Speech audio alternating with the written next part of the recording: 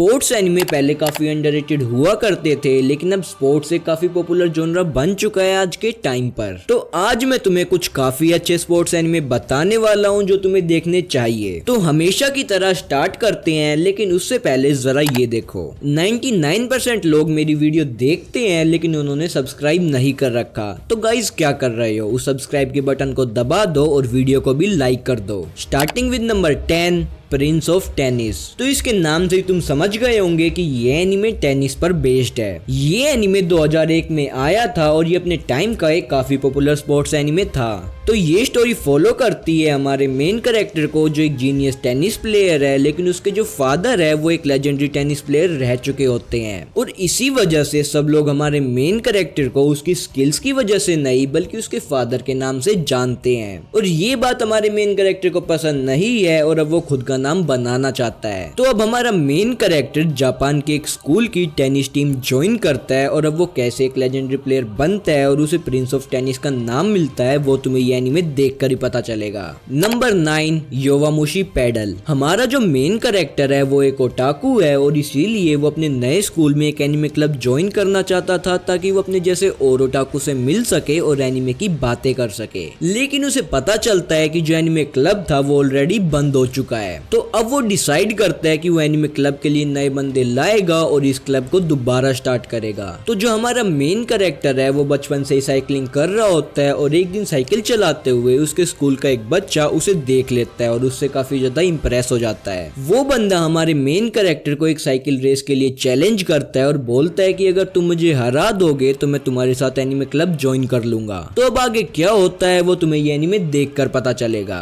Number 8, run with the wind. तो जैसे कि इसका नाम सजेस्ट करता है ये एनिमे बेस्ड है रनिंग के ऊपर। ये एनिमे बाकी सभी एनिमे से डिफरेंट है क्योंकि मोस्टली एनिमे हाई स्कूल पर बेस्ड होते हैं, पर ये एनिमे यूनिवर्सिटी के स्टूडेंट्स की स्टोरी फॉलो करता है। तो ये स्टोरी फॉलो करती है 10 यूनिवर्सिटी स्टूडेंट्स को, लेकिन उनमें जिस पे सबसे ज्यादा फोकस करा गया है और जो हमारा मेन कैरेक्टर है वो है काकेरू कुराहारा। तो इन सभी का लीडर होता है हाईजी, जिसका सपना है कि वो इन सभी को लेकर जापान के सबसे बड़े रनिंग कंपटीशन में जाए जिसमें जापान की सभी टॉप यूनिवर्सिटी पार्टिसिपेट करती है। लेकिन प्रॉब्लम ये है कि हाईजी और काकेरू को छोड़कर किसी को इसमें इंटरेस्ट नहीं होता और ना ही वो रनिंग एक्सपर्ट होते हैं। इनफैक्ट कुछ लोगों का तो बॉडी स्ट्रक्चर बना ही नहीं होता रनिंग के लिए। अब वो लोग कैसे इन सभी प्रॉब्लम्स को ओवरकम करते हैं और एक टीम की तरह उस मैराथन में पार्टिसिपेट करते हैं वो देखने में काफी मजा आने वाला है। नंबर 7, आओवाशी। एक फुटबॉल बेस्ड एनिमे और मैं तुम्हें बता दूं इस एनिमे का ऑफिशियल हिंदी डब में मिल जाएगा तो तुम उसे हिंदी डब में भी देख सकते हो। तो ये स्टोरी फॉलो करती है आशितो को, जो एक गांव में रहता है और अपने स्कूल की फुटबॉल टीम में खेलता है और वो अकेला ही अपनी टीम को जिता रहा होता है। उसका सपना होता है बेस्ट फुटबॉल प्लेयर बनने का। एक टूर्नामेंट के अंदर किसी वजह से उसे गेम से निकाल दिया जाता है और फिर उसकी टीम टूर्नामेंट से बाहर हो जाती है। उसके बाद वो निराश होकर जा रहा होता है, तभी उसे तात्सुया मिलता है जो एक फुटबॉल टीम का कोच होता है और फिर वो आशितो को अपने साथ लेकर जाता है और आशितो को पता चलता है दुनिया में उसे कई गुना ज्यादा टैलेंटेड प्लेयर है और उसे और ज्यादा बेहतर बनना पड़ेगा और उसकी जर्नी स्टार्ट होती है।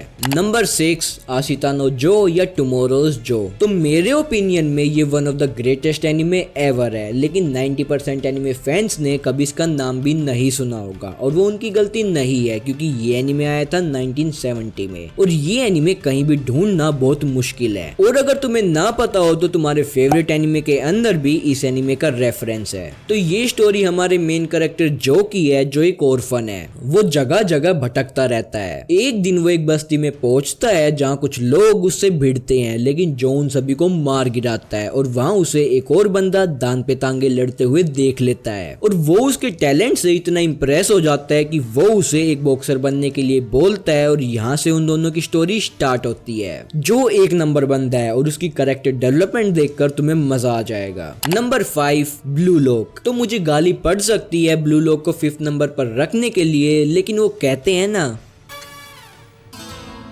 वो तो जैसी जिसकी सोच।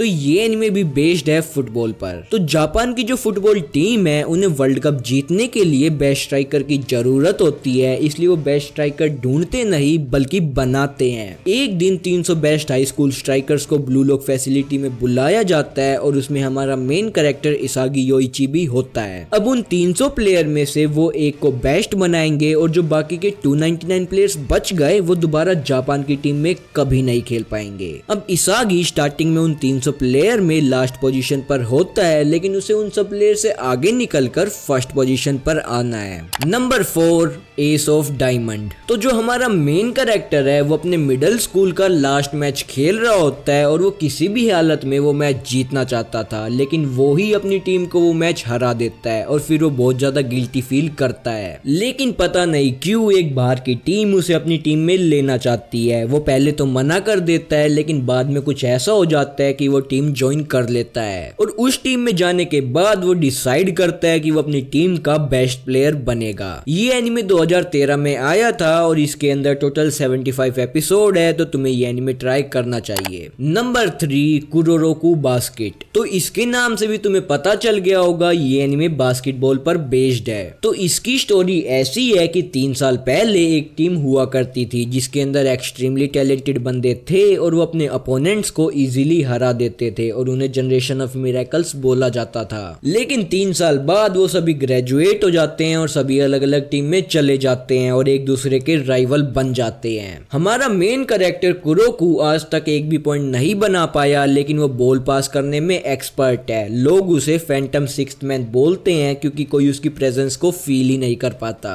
और मोस्टली टाइम लोगों को पता ही नहीं रहता कि वो मैच में खेल भी रहा था। अब आगे चल के एक और प्लेयर आता है जो हमारे मेन कैरेक्टर के साथ मिलके खेलता है और वो आगे एक्सट्रीमली टैलेंटेड लोगों को हराते हैं। Number 2 Hajime no Ippo. देखो इस एनिमे के बारे में मैं बहुत बार बता चुका हूँ और ये मेरी लास्ट वीडियो में भी फर्स्ट पोजीशन पर था, तो मैं इसके बारे में ज्यादा नहीं बताऊंगा। ये एनिमे बॉक्सिंग के ऊपर बेस्ड है। हमारा मेन कैरेक्टर इप्पो घर के कामों में बिजी रहता है और इसलिए उसके पास दोस्त बनाने का भी टाइम नहीं है। एक दिन इप्पो को कुछ लोग बुली कर रहे होते हैं, तभी वहाँ एक प्रोफेशनल बॉक्सर आ जाता है जो उन्हें पलक झपकते ही मार गिराता है और उसके बाद इप्पो डिसाइड करता है कि वो भी एक बॉक्सर बनेगा और इधर से इप्पो की बॉक्सर बनने की जर्नी स्टार्ट होती है। और जैसे कि मैंने बताया था इप्पो फिजिकली ऑलरेडी स्ट्रॉन्ग होता है, उसे बस मेंटल स्ट्रेंथ की जरूरत होती है। तो इप्पो इस एनिमे के अंदर मेंटली ग्रो करता है और एक प्रोफेशनल बॉक्सर बनता है। अब फाइनली नंबर 1 पर आता है हाईक्यू।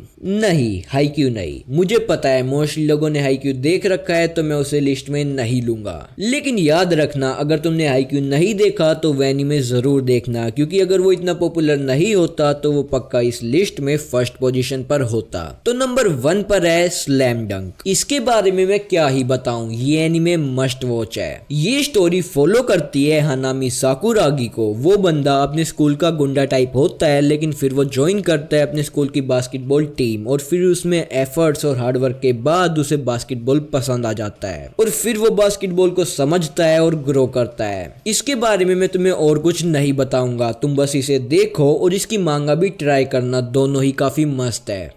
तो ये थे कुछ बेस्ट स्पोर्ट्स एनिमे जो तुम्हें जरूर ट्राई करने चाहिए। इस वीडियो का नेक्स्ट पार्ट भी जल्दी आ जाएगा, क्योंकि अभी बहुत सारे स्पोर्ट्स एनिमे बचे हैं जिसके बारे में मुझे बात करनी है। तो तुम लोग मेरे चैनल को सब्सक्राइब कर दो और वीडियो को भी लाइक कर देना, ताकि मुझे पता चल जाए तुम्हें इसका नेक्स्ट पार्ट चाहिए या नहीं। तो मैं मिलता हूँ तुमसे अपनी अगली वीडियो में, तब तक के लिए लाइक, कमेंट, शेयर, सब्सक्राइब।